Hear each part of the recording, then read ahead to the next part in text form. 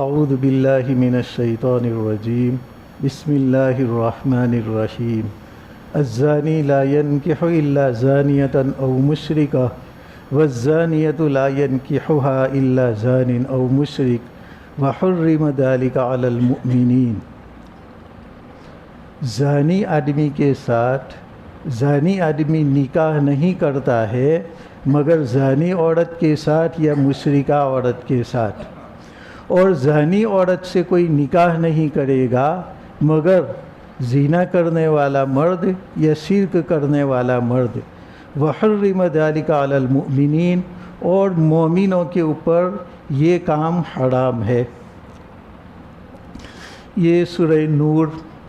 جس کے اندر سب سے پہلے زنا کے احکام بیان کیے گئے ہیں، اس لیے کہ زنا تمام مفاسد کی جڑ ہے اور اس کی بنا پر نسب میں بھی خلط ملط ہو جاتا ہے۔ اور آپ صلی اللہ علیہ وسلم نے فرمایا کہ کوئی عورت غیر قبیلہ کے بچے کو اپنے قبیلے کا شمار کرائے وہ اللہ کی رحمت سے بہت زیادہ دور ہے۔ تو یہاں پر بھی ایک عورت زنا کرے گی اور اپنے شوہر کے سامنے یہی ظاہر کرے گی کہ یہ تمہارے نطفے سے ہے، تمہارا ہی بچہ ہے، حالانکہ وہ تو کسی اور خاندان کا ہے، اور عورت ایسا کرے گی تو وہ اللہ کی رحمت سے دور ہو گئی۔ تو اس کے اندر نسب کو خلط ملط کرنا ہے، اسی طریقے سے کسی کی غیرت کو للکارنا ہے، کیونکہ ایک شریف آدمی اپنی ماں بیٹی کے اوپر کوئی ہاتھ ڈالے تو اس کے مقابلے میں تو مرنا اور مارنا یہ زیادہ پسند کرے گا، لیکن اپنی ماں بیٹی کے اوپر کوئی ہاتھ ڈالے اس کو وہ برداشت نہیں کرے گا۔ تو اللہ تبارک و تعالیٰ نے یہاں زنا کے احکام جو بیان کیے، تو کل جیسے کہ ہم نے سنا کہ تدریجی طور پر آہستہ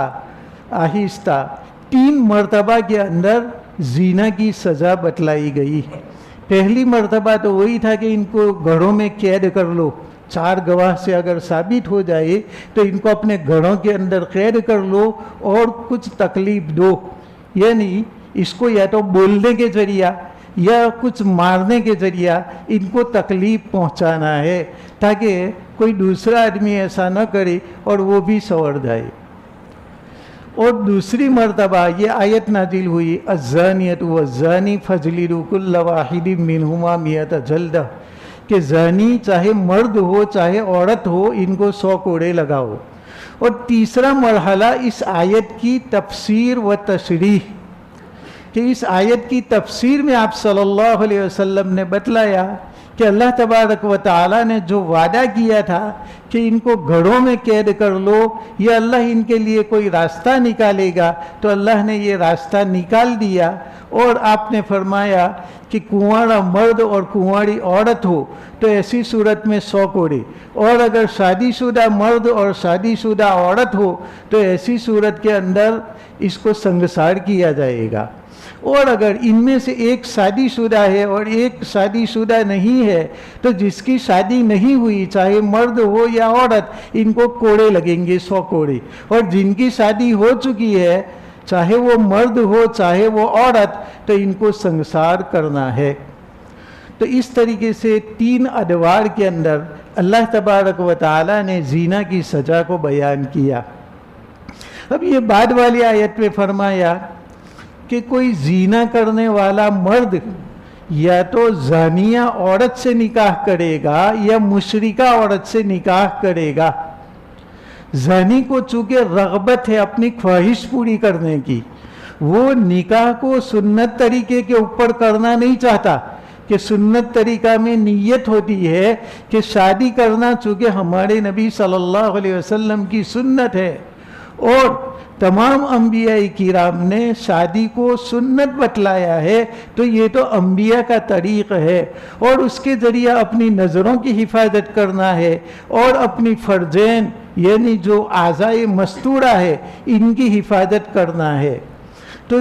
اصل مقصد نکاح کا یہ ہے کہ ہماری نگاہ بھی محفوظ رہے اور ہمارے پوشیدہ مقامات بھی محفوظ رہے۔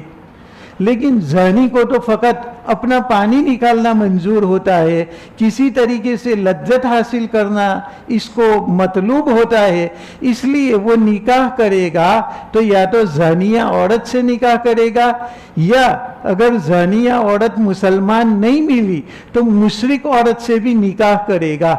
حالانکہ مشرک عورتوں کے ساتھ نکاح کرنا یہ نہ کرنے کے برابر ہے۔ جو کافر ہو ان کے ساتھ نکاح کرنے سے نکاح ہوتا نہیں ہے۔ نکاح کے لیے شرط ہے کہ یا تو وہ مسلمان ہو یا اہل کتاب ہو، یعنی یہودی یا نصرانی ہو عورت، تو اس صورت میں اس سے نکاح کر سکتے ہیں۔ لیکن مشرکین جو بتوں کے پجاری ہے اور جو ایک اللہ کی توحید کے بجائے سینکڑوں اللہ مانتا ہے، ایسے مشرک عورت کے ساتھ نکاح ہوتا ہی نہیں ہے۔ تو اللہ تبارک و تعالیٰ نے فرمایا کہ زانی نکاح کرے گا تو دو قسم کی عورتوں سے، یا تو اپنی قسم کی وہ بھی زانیہ ہو، یا زانی سے بڑھ کر کے وہ شرک کرنے والی ہو، کیونکہ شرک زنا سے بھی بدتر ہے۔ زنا والا آدمی مسلمان ہے تو اپنی سزا بھگت کر کے وہ جنت میں جائے گا، لیکن جو مشرک ہوگا وہ کبھی بھی جنت میں نہیں جائے گا۔ اللہ تبارک و تعالیٰ کا فرمان ہے ان اللہ لا یغفر ان یشرک بہ ویغفر ما دون ذلک لمن یشاء، کہ اللہ تبارک و تعالیٰ تمام گناہوں کو معاف کر دے گا سوائے شرک کے، اور شرک کے گناہ کو اللہ تبارک و تعالیٰ معاف نہیں کرے گا۔ تو اب زانی مرد یا تو زانیہ عورت تلاش کرے گا یا مشرکہ عورت تلاش کرے گا، کیونکہ اس کو تو اپنا پانی نکال کر کے مزہ لینا منظور ہوتا ہے سنت طریقے کے مطابق، کہ ایک گھرانہ آباد ہو جائے اور نظریں نیچی ہو جائے اور عورت کی کفالت کرنے والا بن جائے اور بچوں والا بن جائے، جس پر ہمارے نبی صلی اللہ علیہ وسلم نے فرمایا کہ تزوج الولود الودود، خوب محبت کرنے والی عورت سے اور خوب جننے والی عورت سے تم نکاح کرو۔ فَإِنِّي مُكَاثِرٌ بِكُمُ الْأُمَمْ، اس لیے کہ میں تمہارے ذریعہ اور امتوں کے اوپر فخر کروں گا کہ میری امت سب سے زیادہ ہے اور دیگر انبیاء کرام کی امت اتنی زیادہ نہیں ہے، تو میں تمہاری کثرت پر فخر کروں گا۔ تو ہمیں تو نکاح اس لیے کرنا ہے کہ ادھر ادھر ہماری نظریں نہ بھٹکے اور ہمارے اعضائے مستورہ جائز جگہ کے علاوہ کسی جگہ کے اوپر ظاہر نہ ہو، اور ایک گھرانہ آباد کرنا ہو، اور ایک عورت جو ہماری بیوی ہے ان کی کفالت کرنا ہو، اور اس سے جو بچے پیدا ہو ان کی بھی ہم کفالت کریں اور ان کو بھی ہم نیک اور صالح بنائے۔ کیونکہ آپ صلی اللہ علیہ وسلم نے فرمایا کہ آدمی مر جاتا ہے تو اس کی تمام چیزیں اب منقطع ہو جاتی ہے، لیکن تین چیزوں کا ثواب اس کے مرنے کے بعد بھی باقی رہے گا۔ اور اس کے اندر آپ صلی اللہ علیہ وسلم نے فرمایا کہ العلم المنتفع بہ، ایسا علم جس کے ذریعہ لوگوں کو فائدہ پہنچے۔ یہ کتابیں لکھنے والے لکھ گئی، علم کے دفتر بھر دیے انہوں نے، وہ تو قبر کے اندر ہے، لیکن ان کی کتابوں کو ہم جب پڑھیں گے تو اس کا ثواب اس کتاب لکھنے والے کو بھی ملے گا اور ہم کو بھی ملے گا۔ تو ایک تو ہے کہ اس نے کوئی علم چھوڑا ہے، اور دوسری کوئی ایسی چیز چھوڑی ہے صدقہ جاریہ کے طور پر کہ جس سے آدمی فائدہ اٹھاتا رہے۔ جیسے کسی نے کنواں کھودا، اب یہ تو سال ہر سال تک کنواں چلے گا، جب تک لوگ پانی پئیں گے اس کو اجر و ثواب ملتا رہے گا۔ اسی طریقے سے کوئی ہاسپٹل بنائی، اس کے اندر یا تو کچھ مدد کر دی، پوری ہاسپٹل نہیں بنا سکتے تو کچھ مدد کر دی، مسجد بنائی یا مسجد کے اندر کچھ مدد کر دی، تو یہ ایسا ثواب ہے کہ قیامت تک اس میں جتنے نماز پڑھیں گے، کنویں سے جتنے لوگ پانی پئیں گے، مسافر خانے میں جتنے لوگ رہیں گے، ان تمام کا اجر و ثواب ملے گا۔ بلکہ آپ صلی اللہ علیہ وسلم نے یہاں تک فرمایا کہ اگر تم نے کھیتی بوئی ہے یا کوئی درخت تم نے اگایا ہے تو ایسی صورت میں اس کو کوئی پرندہ بھی کھائے گا تو اس کا ثواب بھی تمہیں ملے گا. اس کے پیٹ کے اندر جو دانہ جائے گا اس دانہ کا ثواب بھی تمہیں ملے گا. تم سوچ رہے ہو کہ ہماری کھیتی ضائع ہو گئی اور ہمارے پھل فروٹ کو تو مینا اور پوپٹ وغیرہ کھا کر کے چلے گئے، لیکن ان کے پیٹ میں، درندوں یا پرندوں کے پیٹ میں جو گیا وہ بھی تمہارے لیے مغفرت کا باعث بنے گا. تو آپ صلی اللہ علیہ وسلم کے فرمان کا مطلب یہ ہوا کہ ہم ایسی چیز چھوڑ کر کے جائیں کہ اس سے لوگ فائدہ اٹھاتے رہے. اور تیسری چیز بتلائی کہ او ولد صالح یدعو لہ، یا نیک اولاد چھوڑے جو اس کے لیے دعا کرے. تو یہ تین چیزیں صدقہ جاریہ کی طرح ہے کہ ایسا علم جس سے لوگ فائدہ اٹھائے، اور ایسا صدقہ جاریہ جس سے لوگ نفع اٹھاتا رہے،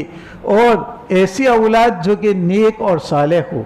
آدمی تو قبر کے اندر چلا گیا لیکن اس کا بیٹا ہوتا ہے اور وہ کچھ پڑھائی کرتا ہے، قرآن شریف پڑھتا ہے، کتابیں پڑھتا ہے، تو اس کا اجر و ثواب بھی اس کے باپ کو قبر میں ملتا رہے گا. ایک آدمی گنہگار تھا اور اس کو بہت سخت عذاب آ رہا تھا. کئی سالوں کے بعد، 5-6 سال اتنے ہو گئی، اس کے بعد اس نے دیکھا کہ اب مجھے اللہ تبارک و تعالی نے معاف کر دیا اور میرے اوپر سے عذاب کو ہٹا لیا. پوچھا گیا کہ یا اللہ میں نے تو کچھ کیا نہیں، میں تو وہی قبر میں پہلے سے ہوں، اب تک تو عذاب ہو رہا تھا لیکن اب عذاب بند ہو گیا اور مجھے ٹھنڈی ہوائیں لگ رہی ہے اور نعمتوں کا مزہ میں پا رہا ہوں. یہ کس وجہ سے؟ تو اللہ تبارک و تعالیٰ کی جانب سے فرشتے جواب دیں گے کہ جب تو مر گیا تھا تو تیرا چھوٹا سا بچہ تھا، آج اس کو مکتب میں داخل کرایا گیا اور اس کے استاد نے اس معصوم زبان سے یہ پڑھایا لا الہ الا اللہ محمد الرسول اللہ، تو ہمیں غیرت آئی کہ اس کا بیٹا وہ تو مجھے رحمان اور رحیم کہہ رہا ہے اور میں اس کو عذاب دے رہا ہوں، اس لیے میری غیرت نے یہ گوارا نہیں کیا اور میں نے تجھے معاف کر دیا تیرے بیٹے کے بسم اللہ پڑھنے کی بنا پر. تو اگر انہی بیٹوں کو ہم حافظ قرآن بنائے، عالم بنائے، تو ایسی صورت میں ہمارے اجر و ثواب کا کیا ٹھکانہ ہوگا کہ کوئی اس کو شمار نہیں کر سکتا. بسم اللہ الرحمن الرحیم ایک چھوٹی سی آیت ہے لیکن اس کے باوجود اللہ نے مغفرت کر دی، تو پورے قرآن سے تو اللہ تبارک و تعالی بہت زیادہ مغفرت کرے گا. تو آپ صلی اللہ علیہ وسلم نے اسی لیے یہ فرمایا کہ تم نکاح کرو زیادہ جننے والی عورت سے، یعنی جو عورت زیادہ بچے جنی ان سے نکاح کرو، اور جو اپنے شوہر سے خوب محبت کرے ایسی عورتوں سے تم نکاح کرو، اس لیے کہ تمہاری کثرت پر، تمہارے زیادہ ہونے کے اوپر میں فخر کروں گا. تو نکاح کا یہ مقصد ہوا کرتا ہے اور اس کے اندر دنیا کے اعتبار سے بھی چین اور سکون ہے، آخرت کے اعتبار سے بھی. ورنہ جس کی اولاد نہیں ہوتی وہ بیچارہ ایک طرف اپنا منہ چھپا کر کے رو رہا ہوتا ہے کہ مجھے اولاد نہیں ہوتی ہے. یہ بہت بڑی نعمت ہے اولاد کا ہونا، ہم اس کی قدر کریں اور ہم ہماری اولاد کے لیے بھی نیک اور صالح بننے کی دعائیں کیا کریں. چاہے وہ ڈاکٹر بنے، چاہے وہ انجینئر بنے، کچھ بھی بنے، لیکن سب سے پہلے اسے مسلمان بناؤ. ایسے بھی واقعات دیکھے کہ بیٹے نے باپ کی نماز جنازہ نہیں پڑھی، پوچھا گیا کیوں نہیں پڑھی، تو کہا کہ اب وضو کرنے کے لیے یہ جوتے نکالنے کی اور یہ ڈوری کھولنے کی یہ بہت زیادہ تکلیف ہے، اس لیے یہ لوگ پڑھتے ہیں، میں نے نماز نہیں پڑھی. تو جو پہلی کی پہلی نماز جنازہ ہے اس کے لیے وہ تیار نہیں، تو بعد میں تم کو کیا اجر و ثواب پہنچائیں گے. اس لیے ہم اپنی اولاد کو اولاً مسلمان بنائے، اللہ اور رسول کو ماننے والے بنائے، ایک ایک سنت پر چلنے والا ہم ان کو بنائے، اور اس کے بعد ہمیں جو بھی بنانا ہے وہ ہم ان کو بنائیں گے.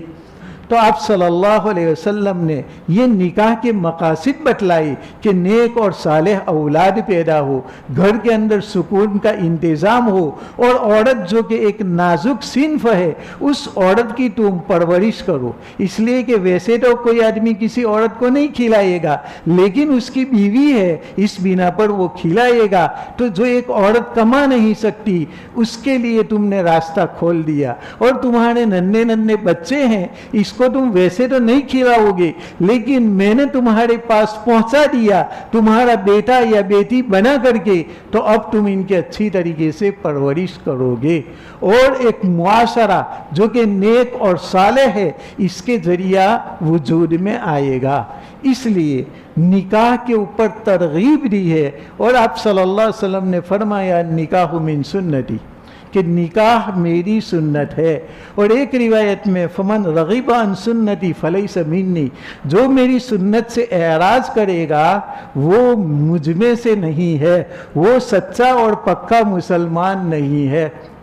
اس لیے ہم نکاح کریں گے تو اپنی آنکھوں کو پاک دامن بنانے کے لیے اور اپنے اعضائے مستورہ کو چھپانے والے اعضاء کی ہم حفاظت کریں، اور ہم نیک اور صالح اولاد پیدا کریں، اور گھر کے اندر سکون اور وقار ہو کہ گھر کے اندر بیوی ہوگی تو کھانا پکا کر کے وہ تمہیں دے گی، وہ کتنا زیادہ تمہارا انتظام کرتی ہے۔ جس کی اولاد نہیں ہے، جس کی بیوی نہیں ہے، اس کو جا کر کے پوچھو کہ وہ کھانے پینے کے لیے محتاج ہے ہوٹل کا یا کسی جگہ پر ویسی باندھنے کا، وہ اپنے کپڑے دھونے کے لیے دھوبی کا محتاج ہے، اور وہ اپنے پانی بھرنے کے لیے اور گھر کی صاف صفائی کرنے کے لیے ایک خادم اور ایک پنیاری کا وہ محتاج ہوتا ہے۔ لیکن تم نے نکاح کر لیا تو یہ عورت تمہاری دھوبن بھی بن جاتی ہے، تمہارے کپڑے وہ دھوتی ہے، استری بھی کر کے وہ تم کو دیتی ہے، اور وہ تمہارے لیے نوکر بھی بن جاتی ہے، تمہارے گھر کو جھاڑو دیتی ہے اور پوچھا وغیرہ دیتی ہے، اور تمہارے گھر کی وہ حفاظت بھی کرتی ہے، اور تمہارے گھر میں کوئی خیانت نہیں ہونے دیتی۔ تو یہ تو جو آدمی نکاح کرے گا اس کو یہ سکون میسر ہوگا اور اس کی آنکھیں ٹھنڈی ہوگی۔ اور آدمی اگر نیک ہو تو ایسی صورت میں اس کی اولاد بھی اگر کچھ بدکردار بھی ہوئی تو یہ نیک آدمی سفارش کرے گا، اللہ تبارک و تعالی سے پوچھے گا کہ میری اولاد کہاں ہے، تو اللہ فرمائے گا کہ تیری اولاد نے تیری جیسی عبادت نہیں کی، وہ پیچھے رہ گئے ہیں اس لیے وہ نیچے کے درجے میں ہے۔ تو وہ آدمی کہے گا کہ یا اللہ میں نے جو عمل کیا تھا وہ اپنے لیے بھی اور اپنی اولاد کے لیے بھی۔ اور کبھی ایسا ہوگا کہ اولاد اونچے درجے پر ہے اور ماں باپ نیچے کے درجے پر ہے، تو یہ آدمی سوال کرے گا کہ یا اللہ میرے ماں باپ کہاں ہے، وہ جنت میں نظر نہیں آتی، میں ان کی دنیا کے اندر خدمت کرتا تھا، آج میں ان کو دیکھنا چاہتا ہوں کہ وہ کس حالت میں ہے، اور اچھی حالت ہو تو میری آنکھیں ٹھنڈی ہو جائے۔ اللہ تبارک و تعالی ان سے بھی فرمائے گا کہ ان کے اعمال تمہاری طرح نہیں ہوئے اس لیے وہ نیچے کے درجے میں ہے۔ تو وہ آدمی کہے گا کہ یا اللہ میرا عمل میرے لیے بھی اور میرے باپ دادا کے لیے بھی تھا، میں ان سب کے لیے عمل کرتا تھا۔ تو اللہ تبارک و تعالی حکم دیں گے کہ جو نیچے کے درجے میں ہے ان کو اوپر لے جاؤ، باپ اوپر ہے تو بیٹوں کو اوپر پہنچا دو، اور بیٹے اوپر ہے تو جو باپ نیچے کے درجے میں ہے وہاں سے اوپر کے درجے میں پہنچا دو، بشرطے کہ اس کے پاس ایمان ہو، ورنہ باپ اگر کافر ہے تو ان کی مغفرت نہیں ہوگی۔ اور ہمیں حکم ہے وصاحبہما فی الدنیا معروفا، کہ ماں باپ کے ساتھ چاہے وہ کافر بھی ہو تو بھی دنیا کے اندر ہم ان سے حسن سلوک کریں، اور ذرہ برابر بھی ان کو تکلیف ہو ایسا نہ کہے، فلا تقل لہما اف، کہ ان کو اوف تک تم مت کہو۔ تو ماں باپ کی اتنی زیادہ اللہ تبارک و تعالی نے قدر بتلائی ہے، اس لیے ماں باپ کی شرک میں ہم ساتھ نہیں دیں گے۔ لیکن ماں باپ اگر کافر ہے، مندر گئے ہیں، ہم مندر تو نہیں لے جائیں گے، لیکن وہ پوجا کرنے کے بعد باہر بیٹھا ہے کہ میرا بیٹا مجھے لینے کے لیے آئے گا، تو اب بیٹے کا فریضہ ہے کہ اس کو اپنے گھر لے جائے، کیونکہ شرک کی جگہ سے گھر میں لانا یہ اچھی بات ہے، ہاں اپنے گھر سے اس کو شرک کی جگہ پر لے جانا یہ اچھی بات نہیں ہے۔ تو ایک اچھے معاشرے کا وجود نکاح کی بنا پر آئے گا، اور جہاں پر نکاح نہیں ہوتے ہیں وہاں پر زنا عام ہو جاتا ہے۔ اس لیے آپ صلی اللہ علیہ وسلم نے فرمایا کہ تمہارے لڑکے کے لیے یا تمہاری لڑکی کے لیے برابر کا لڑکا مل گیا، جتنا ہوشیار لڑکا ہے ایسی لڑکی مل گئی، یا لڑکی تمہاری ہے اور وہ جتنی پڑھی لکھی ہے اتنا وہ بھی پڑھا لکھا ہے، تو بالکل برابری دونوں میں ہو رہی ہے، تو مزاج بھی دونوں کے مل جائیں گے اور تم دونوں کا نکاح کرا دو تو اچھا معاشرہ وجود میں آئے گا۔ اور اگر تم نے اس کا نکاح نہیں کرایا تو یہ شر پوری بستی کے اندر پھیل جائے گا، کیونکہ بچوں کو بچیوں کو نکاح کی ضرورت ہوتی ہے، اور ہم اس کا نکاح نہیں کراتے تو جائز جگہ پر اگر اس کا ہم نے استعمال نہیں کیا تو وہ ناجائز جگہ کے اوپر منہ ڈالے گی اور وہ زنا کے اوپر مجبور ہوگی، تو اس کا گناہ بھی ماں باپ کے اوپر لکھا جائے گا، کیونکہ انہیں اتنی تربیت کرنی چاہیے کہ بیٹا اپنے گناہوں کی جانب مت جاؤ، بد نظری کی جانب تم مت جاؤ، بلکہ تمہاری عمر ہو جائے تم کچھ کمانے لگو تو میں عنقریب تمہاری شادی کر دوں گا، لیکن وہاں تک تمہیں صبر سے رہنا ہے، سکون سے رہنا ہے۔ تو اللہ تبارک و تعالی پھر تمہیں مالدار بھی بنائے گا کہ تم اب اپنی بیٹی کا نکاح کراؤ گے، اور اس کے بنا پر تمہارے پوتے اور نواسے وغیرہ بھی پیدا ہوگے، اور حسن سلوک کرنے کا ایک ذریعہ بھی تمہارے لیے بن جائے گا، تو تم صلہ رحمی کرو گے، رشتہ داری جوڑو گے، تو ایسی صورت میں اس کا اجر و ثواب ملے گا۔ تو نکاح کے اوپر ابھارا، زنا کے متعلق دو باتیں اللہ تبارک و تعالی نے بیان کی کہ زانی یعنی زنا کرنے والا مرد یا تو زنا کرنے والی عورت سے نکاح کرے گا یا مشرکہ عورت سے، اور دوسری بات بتلائی کہ زنا کرنے والی عورت سے نکاح وہ آدمی کرے گا جو کہ خود زنا کرنے والا ہو یا مشرک ہو، کیونکہ آدمی جو زنا کا طلبگار ہوتا ہے اور زنا اس کو بہت زیادہ اچھا لگتا ہے، تو ایسی صورت میں وہ نکاح کی قید میں آنا نہیں چاہتا، آزاد رہنا ہے کہ میں کسی کو کھلاؤں پلاؤں اور اس کے گھر اس کا کھانا لاؤں اور اس کے کپڑے لاؤں، ایسی ذمہ داری مجھے برداشت نہیں کرنا ہے، اس لیے وہ آوارہ کی طرح رہتا ہے اور وہ نہیں چاہتا کہ میں نکاح کروں۔ اب خواہش پوری کرنے کے لیے اسے تو کوئی عورت چاہیے، اب عورت زانیہ ہو تو وہ زانیہ عورت کے ساتھ چلا جائے گا، مشرکہ عورت ہو تو مشرک عورت کے ساتھ، وہ گناہ اور ثواب نہیں دیکھے گا، اور مشرک کے ساتھ میرا نکاح ہوا ہی نہیں اس کو وہ نہیں جانتا اور اسے اس سے کوئی غرض ہی نہیں ہے، اس کو تو اپنی خواہش پوری کرنا منظور ہوتا ہے۔ تو اگر عورت یہ کہہ دے کہ میں تمہارے ساتھ زنا کرنے کے لیے تو تیار نہیں، لیکن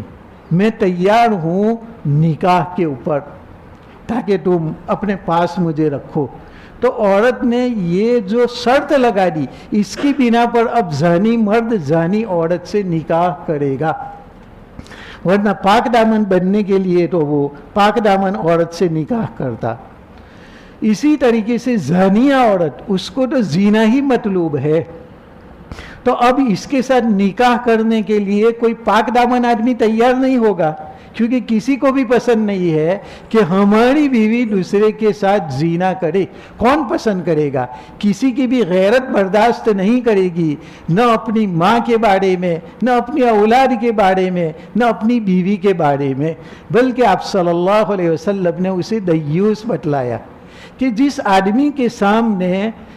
اس کے محارم کے ساتھ بد نظری کی جا رہی ہو تو بھی وہ کچھ نہیں بولتا ہے تو وہ دیوس شمار کیا جاتا ہے۔ اس لیے اپنی بیوی کے ساتھ کوئی غلط نگاہ برداشت نہیں کرے گا، اپنی ماں کے ساتھ، اپنی بہن کے ساتھ، اپنی پھوپھی اور خالہ کے ساتھ کوئی بھی آدمی پسند نہیں کرے گا۔ اس لیے یہاں پر زانیہ عورت سے نکاح کرنے کے لیے یہی آدمی تیار ہوگا جو خود زنا کرنے والا ہو یا مشرک آدمی ہو، اس کے علاوہ کوئی پاک دامن تیار نہیں ہوگا۔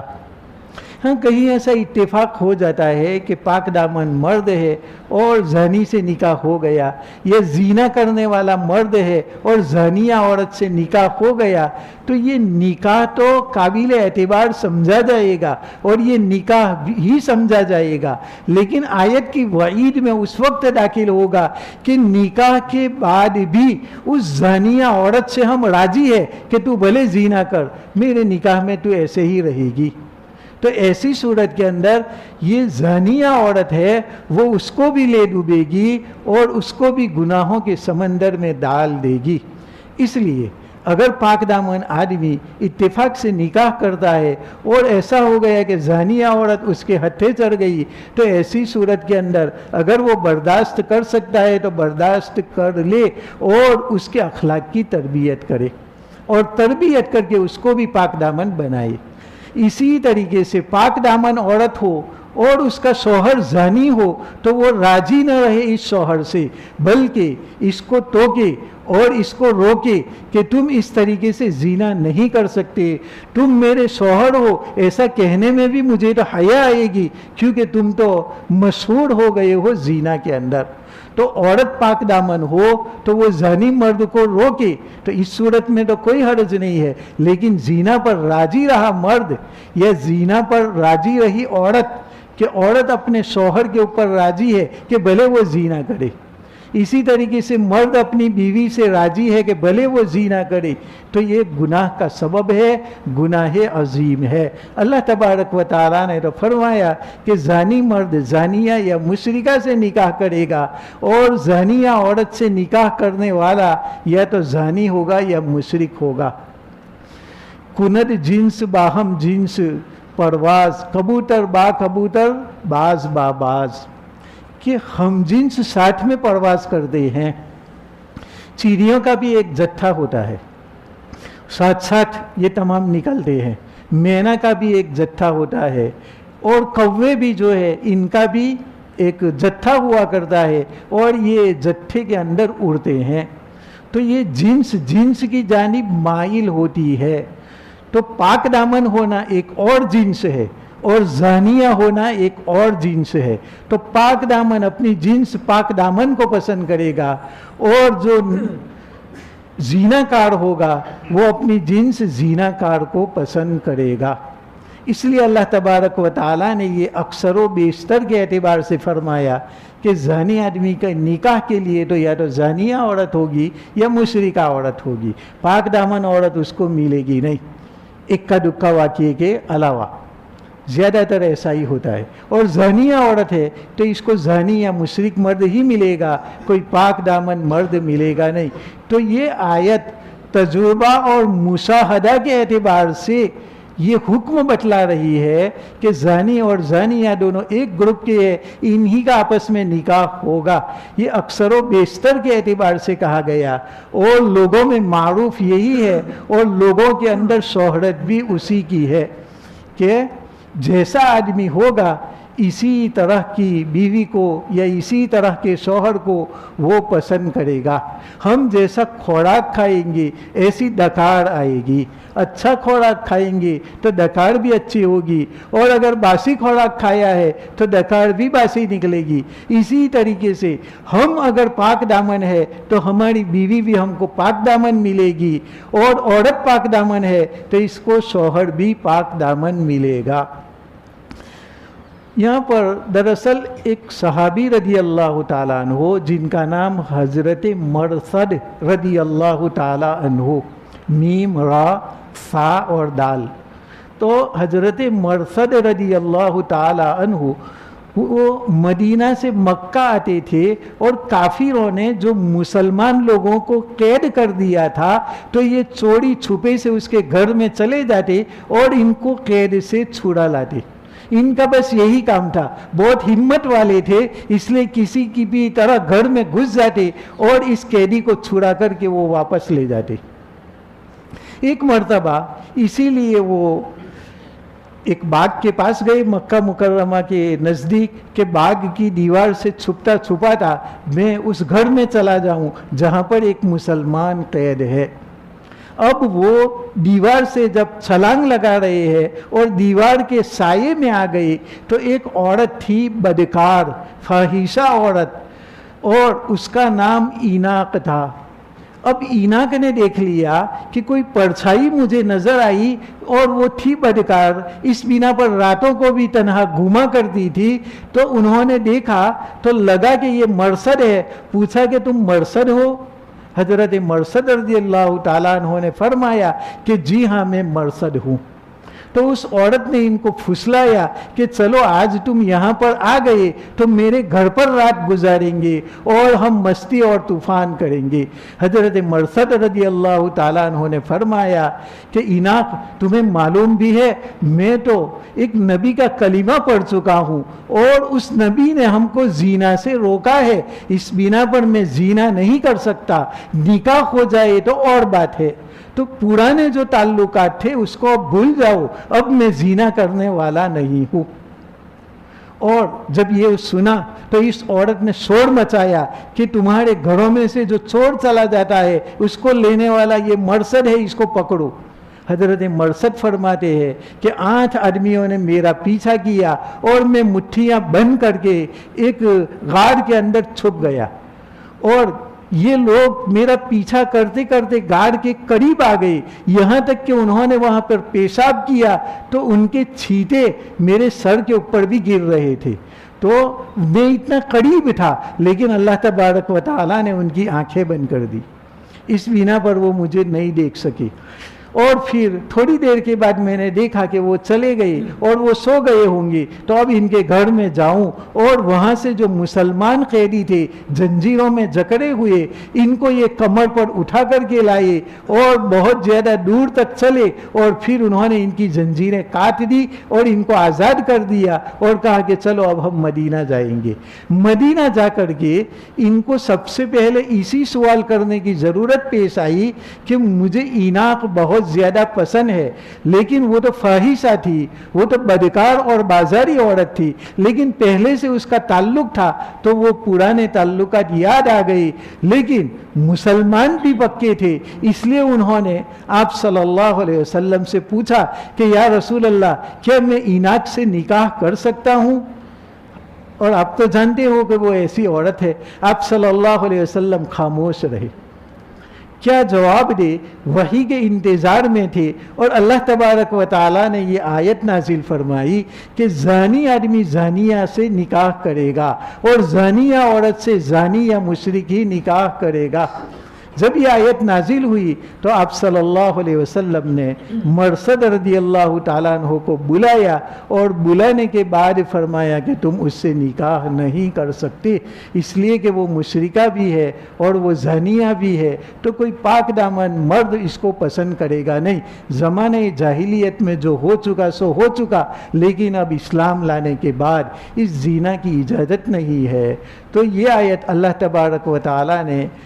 حضرت مرصد رضی اللہ تعالیٰ عنہ کے بارے میں نازل فرمائی۔ اللہ تبارک و تعالیٰ ہمیں زنا سے بھی ہماری حفاظت فرمائے اور دیگر تمام گناہوں سے اللہ تبارک و تعالیٰ ہماری حفاظت فرمائے اور اپنی طاعت پر مرتے دم تک ہمیں عافیت کے ساتھ باقی رکھے،